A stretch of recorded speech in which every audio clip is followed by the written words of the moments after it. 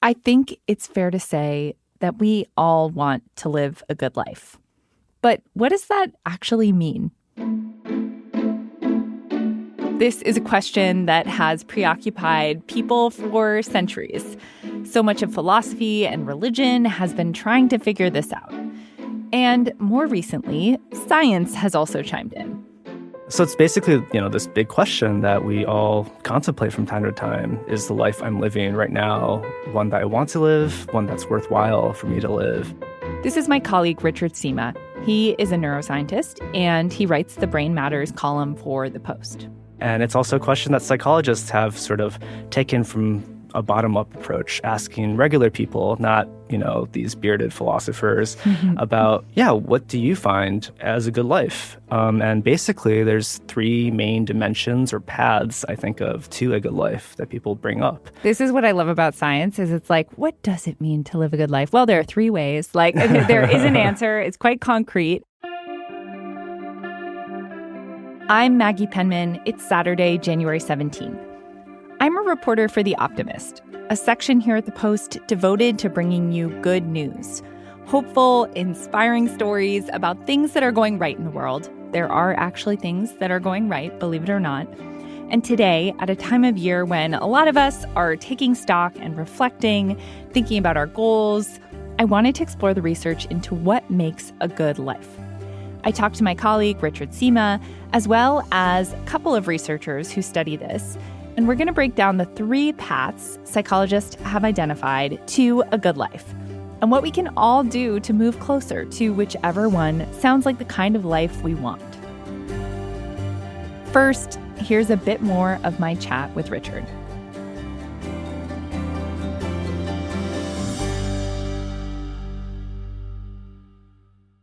So what are the three paths that we could take towards a good life? Yeah, one that many people, especially in America, think of is a happy life. It's something that's comfortable, something that gives you a sense of satisfaction. It's a lot more positive emotions than negative emotions, more joy than sadness overall.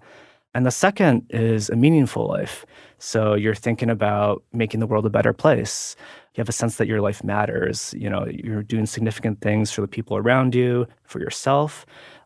It's also purposeful, like you have a direction in life that you're working toward. And the third path is called psychological richness. And it's basically, having these interesting perspective-changing experiences, and it sort of goes against some of the types of lives that might be happy or meaningful, because happy and meaningful lives are more stable. Like you might have more routine, you're seeing friends a lot, you're volunteering a lot. But what about the adventurous life? What about people who might move away from their established social networks or take on a new job in a new field? These things that are challenging and uncomfortable. So, these three dimensions sort of do present different paths. They might overlap sometimes, but also are kind of distinct. Yeah, it's so interesting how much of this seems to be almost about the narratives that we have for our lives. Not only is it about having a life that's happy or meaningful or purposeful or psychologically rich, but it's also about the stories we tell ourselves about our lives and having that sense that your life makes sense to you. Yeah, your life makes sense to you. And how would you try to sum it up to this point? And actually, when I was speaking with these researchers, one way they were thinking about it is oh yeah, at the end of your life, how would you try to sum it up? And a happy life might end with something oh, it was really fun. A meaningful one is wow, I made a difference. Well, psychologically rich life might be, what an adventure. And, Yeah, that's the person who on their deathbed is I had a good run. Yeah. I hiked the Appalachian Trail. I saw every country or every state or whatever it is. Yeah. Yeah, I backpack around Southeast Asia and live nomadically or something. Yeah. Yeah. You could sort of picture these different styles or flavors of life. So you've adopted the Good Life Scale, which is actually this tool psychologists use in their studies, into a quiz that our readers can actually take to find out which path they're on. Why do you think this is helpful to people to know what path they're on and how they might switch gears if they want to? it's a time for reflection. This is a tool for helping you reflect on where you are in your life and what you value. It's very easy to get caught up in the everyday to-do list, the errands, the responsibilities, and not really have that moment to think like, hey, is everything I'm doing going toward something that I want to look back on fondly and a life that I want to live? So it's a good way to check in on each of these different paths and where you are and where you want to be. Yeah. Okay, so tell me about these researchers who actually did this study. Yeah, so I spoke with Shige Oishi. He's a psychologist at the University of Chicago, and he's studied happiness and meaning for many decades. I've been studying sort of the formally in graduate school since 1995, so last 30 years. And initially it was happiness. So what makes people happy?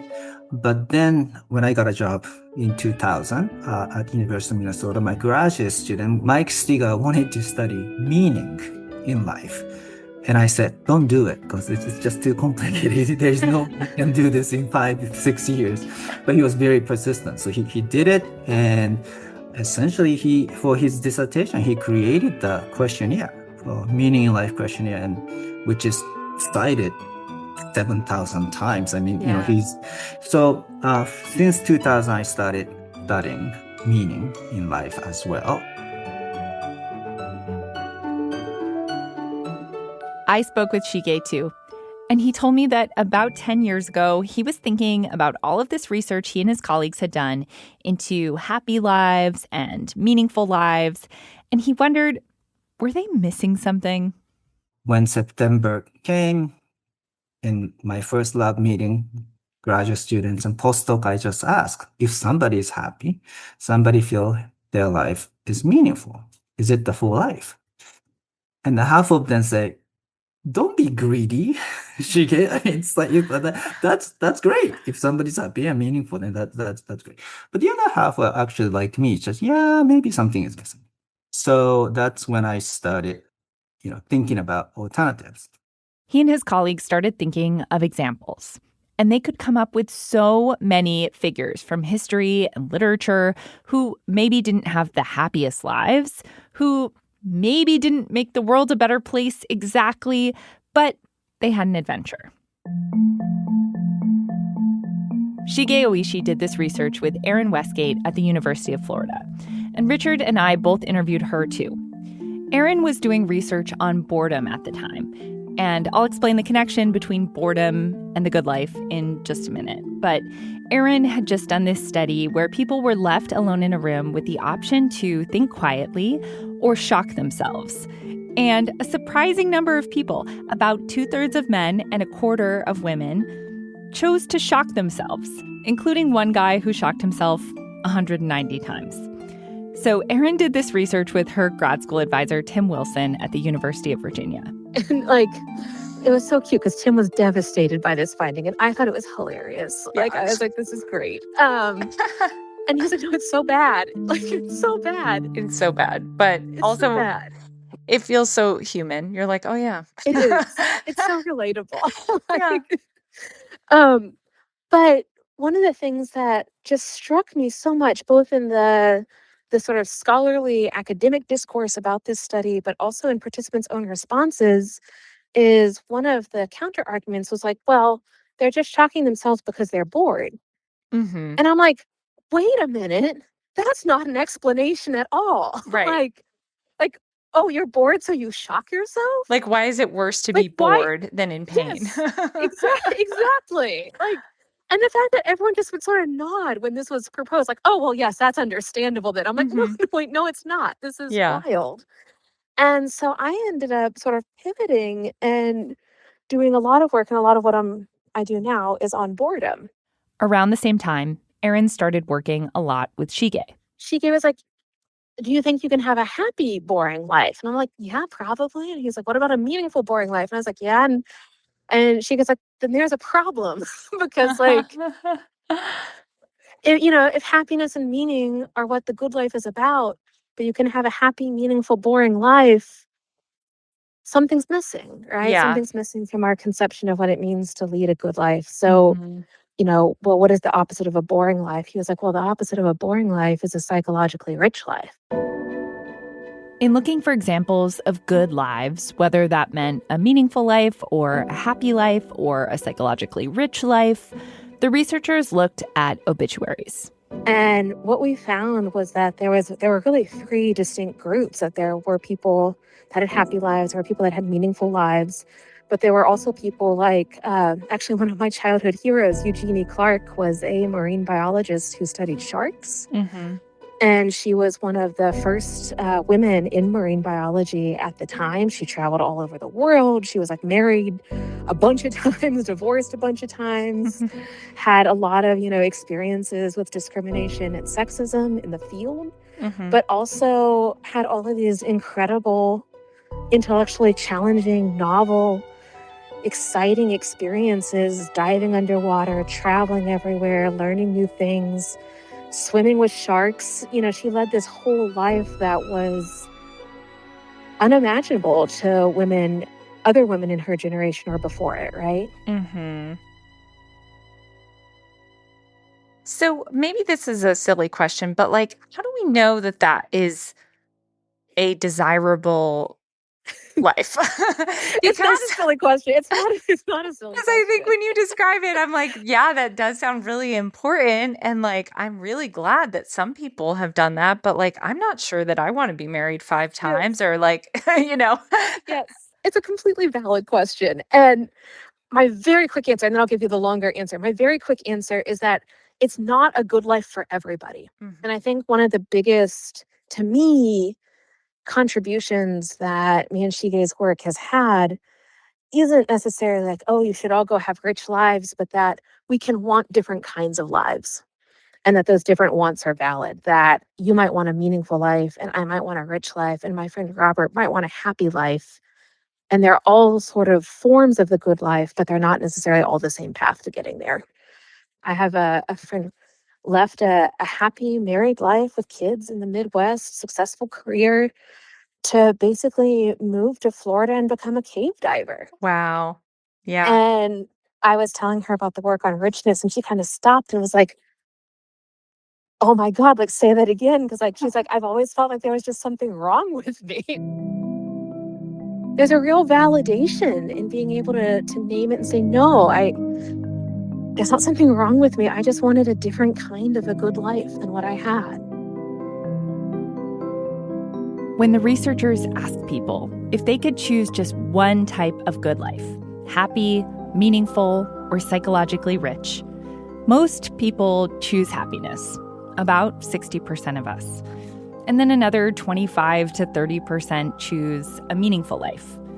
But there is a small group, about 12 or 13%, who choose psychological richness. What's really interesting, though, that Shige Oishi told me, is if you ask people to look back on their lives and think about what they regret, people usually regret not doing the things that would have made their lives richer. Not going to college, not moving abroad, not traveling. Essentially, that's what's bad for psychological richness, right? You could have done it, but you didn't do it.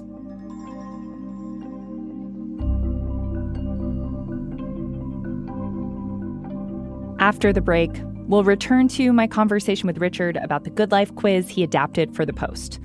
And we'll talk about what to do if you take it and find that you're not on the path you want to be. We'll be right back.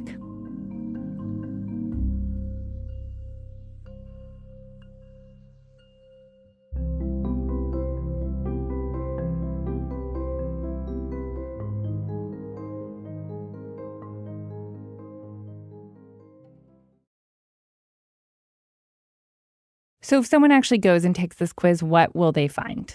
Well, they will find not only, their average score for a happy life, meaningful life, and psychologically rich life, but we actually have a data set from these researchers that they provided. So you could sort of compare where you are against other Americans, a representative swath of research participants, to sort of get a sense of am I in the middle? Am I a little above average? And then we're also going to ask, what is your ideal life if you can only pick one? Even though these are not mutually exclusive, but it sort of gives you a sense of like what you most value. If you could be happy, but not live a meaningful or psychologically rich life, will you pick that versus the other paths? And then hopefully we give you some good advice about, like this is what you value. How do you get there? Yeah, so that's my next question. Let's say I take this quiz and I learn that I'm on the path to a happy life, which sounds great.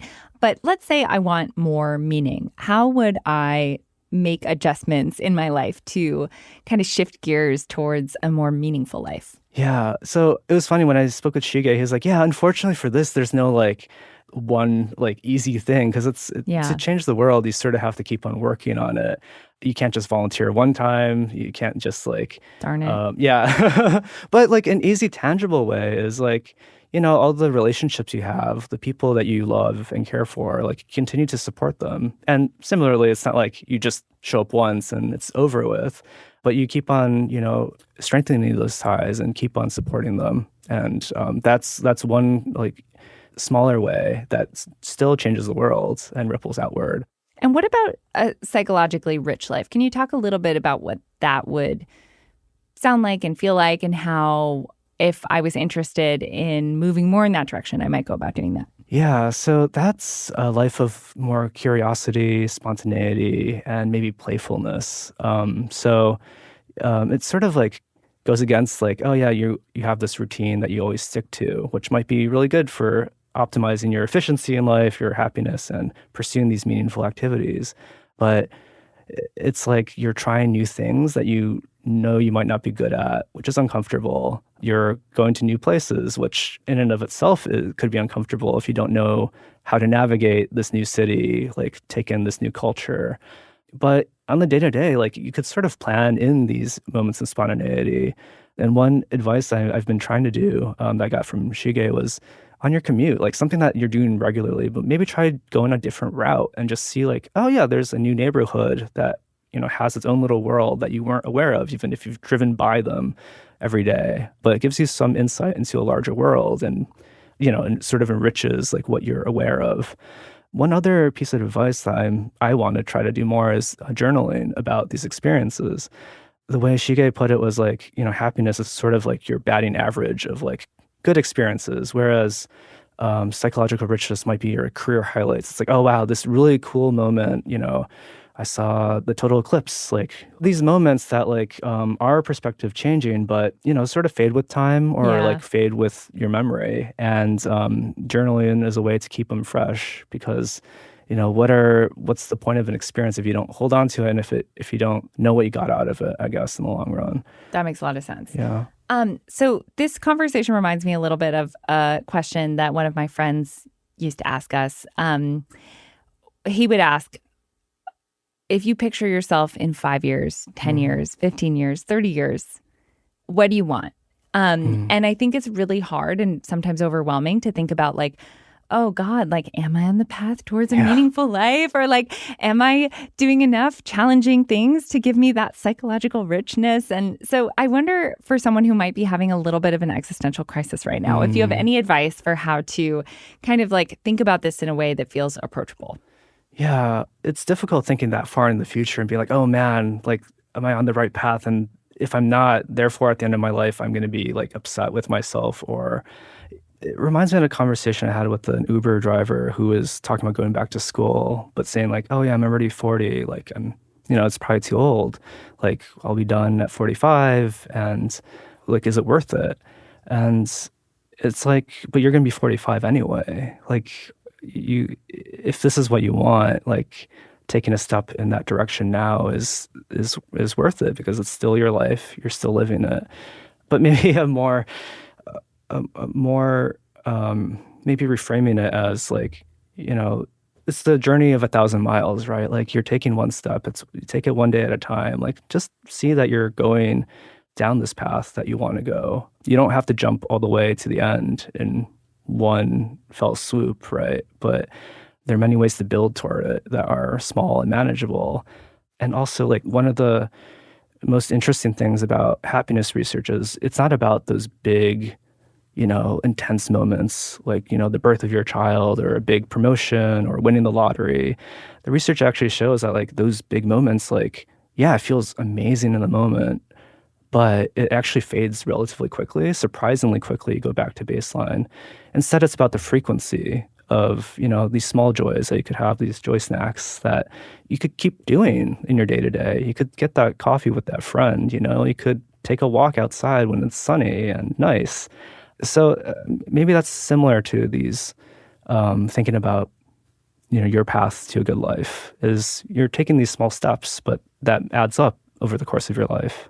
Another thing that I really like about the like psychological richness, in a way, it does almost take the pressure off, because it's like if your goal is to have a psychologically rich life, then like going back to school is a great idea. And it doesn't really matter if it results in a new career or not. Like it's going to be a psychologically rich experience. Yeah, you'll have the challenge, you'll have, the difficulty, but you also like have an expanded worldview of something that you wanted to study, you wanted to find out. Yeah, and travel is also a great one. Like it might be difficult backpacking around Thailand, but you'll have new experiences and come out a different person at the end. Yeah. It's like a less goal-oriented way of thinking about life. Like it's not like, oh, you have to achieve X, Y, and Z. It's just like you have to have a kind of like rich set of experiences. Yeah, and it might change who you are, but that's not necessarily what you're going for. It's like, oh, this is interesting. This world is so big, and like, how can I explore these different parts of it? And make some of it part of me. Yeah. Love it. All right. Well, thank you so much, Richard. This is so lovely. Oh, thank you, I Maggie. love talking to you. I always feel better after. So thank you. Same. Richard Sima is the Brain Matters columnist for The Post. Before I let researcher Shige Oishi go, I had to ask him, what kind of life did he have and what did he aspire to? I feel that I had a rich life, psychologically rich life, so I want a happy life. You're like, I'm good on that. I've done this like too much. That makes sense. Yeah. I want to go back to Japan and go to a hot spring and relax. I'm Maggie Penman. I'm a reporter for The Optimist. If you want to hear more stories like this one on the weekend, please send me an email. You can reach the whole team at podcasts@washpost.com or just me at maggie.penman@washpost.com.